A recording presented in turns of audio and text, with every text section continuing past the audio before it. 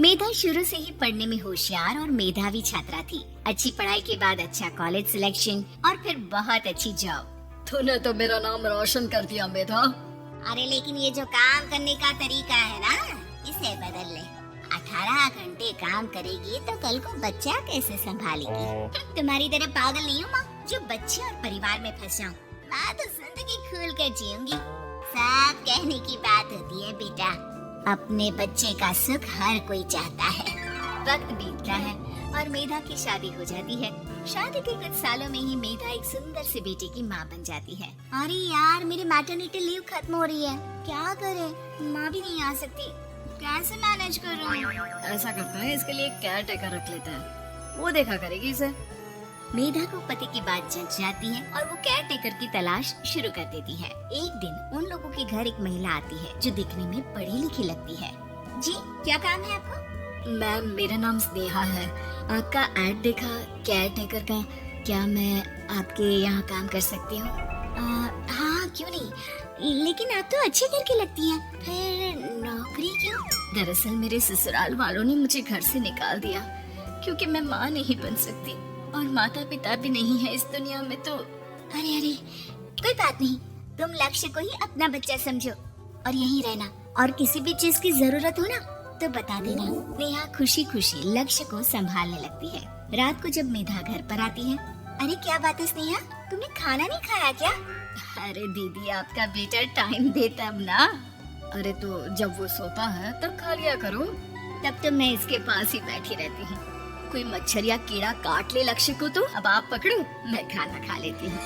स्नेहा वहाँ से चली जाती है। बहुत ही अच्छे से ख्याल रख रही है ये लक्ष्य का।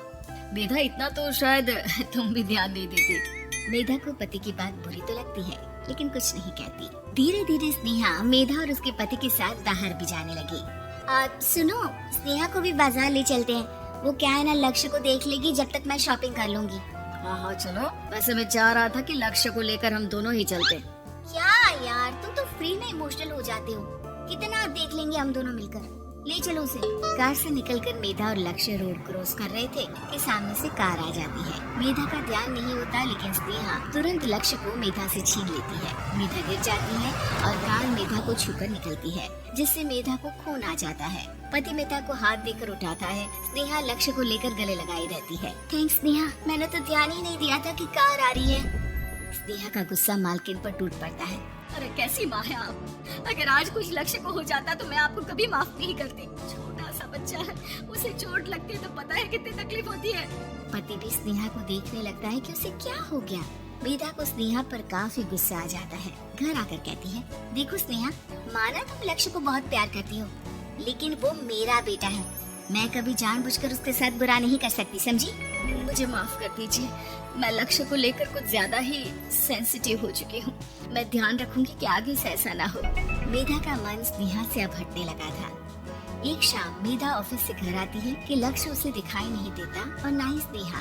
वो स्नेहा के कमरे में जाती है जहाँ दोनों सो रहे होते हैं। अरे स्नेहा, लक्ष्य को आज इस कमरे में क्यों सुला दिया? दीदी, मुझे नींद आ रही थी, ऐसे में उसे कमरे में अकेले लिटाना मुझे ठीक नहीं लगा। मेधा बच्चा उठाने लगती है कि स्नेहा टोक देती है। रहने दीजिए ना दीदी, सो रहा है, फालतू में नींद खराब हो जाएगी। मेधा को गुस्सा आ जाता है और वो बच्चा उठाकर वहाँ से चली जाती है। अगले दिन मेधा स्नेहा को बुलाती है, साथ में एक और लड़की खड़ी होती है। स्नेहा, अब तुम अपना कुछ और देख लो, हम लोगों को नई केयर टेकर मिल गई है, तुम इस हफ्ते घर छोड़ देना। स्नेहा का मन लक्ष्य को छोड़ने का नहीं करता लेकिन नौकरी तो नौकरी होती है ना। स्नेहा घर से चली जाती है। धीरे धीरे महीने और साल बीतते जाते हैं और लक्ष्य एक नौजवान लड़का हो जाता है। लक्ष्य, आज मुझे मंदिर जाना है, ले चलोगे? ठीक है माँ, एक काम करके अभी वापस आता हूँ, तब तक आप और पापा दोनों तैयार हो जाइए। दोनों तैयार होकर बैठ जाते हैं लेकिन लक्ष्य काफी देर तक नहीं आता। अरे मेधा, फोन तो करो लक्ष्य को, देखो क्या हो गया उसे। मेधा फोन करती है तो पता चलता है कि लक्ष्य का एक्सीडेंट हो गया है और वो सिटी अस्पताल में है। जल्दी चलिए, पता नहीं कैसा होगा मेरा बेटा। अरे चिंता न करो, सब ठीक होगा, मैं भी कार निकालता हूँ। दोनों मियाँ बीवी अस्पताल पहुँचते हैं जहाँ वो लोग देखते हैं कि लक्ष्य बिस्तर पर पड़ा होता है। एक महिला इन्हें यहाँ लेकर आई है, वो वहाँ बैठी है, लेकिन फिलहाल तो आप लोगों को इनके लिए किडनी का प्रबंध करना होगा। एक्सीडेंट में इसकी किडनी डैमेज हो गई है। मेरी ले लीजिए डॉक्टर साहब, मेरे बेटे को बचा लीजिए। नहीं नहीं, आप माँ हैं, आपकी नहीं ले सकते, पिता की भी नहीं। आप किसी रिलेटिव या दोस्त से पता कर लें और हाँ थोड़ा जल्दी करें क्योंकि देर होने से मामला बिगड़ सकता है। मेधा बैठकर रोने लगती है कि वहाँ डॉक्टर आ जाते हैं। जिस औरत ने आपके बेटे को यहाँ भर्ती कराया था वो अपनी किडनी आपके बेटे को देना चाहती है। हाँ? कौन है वो? कहाँ है वो? तभी वहाँ स्नेहा आ जाती है। स्नेहा तुम? मैं लक्ष्य को पहचान नहीं पाई थी, लेकिन आप लोगों को देखकर समझ गई कि ये लक्ष्य है, इसलिए वापस आ गई। मैं अपनी किडनी आपके बेटे को देना चाहती हूँ।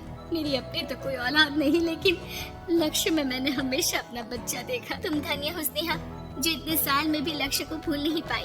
सही मामले में तो वो तुम्हारा ही बच्चा होगा, क्योंकि जन्म भले ही मैंने दिया हो, लेकिन आज तुम उसकी जिंदगी बचा रही हो।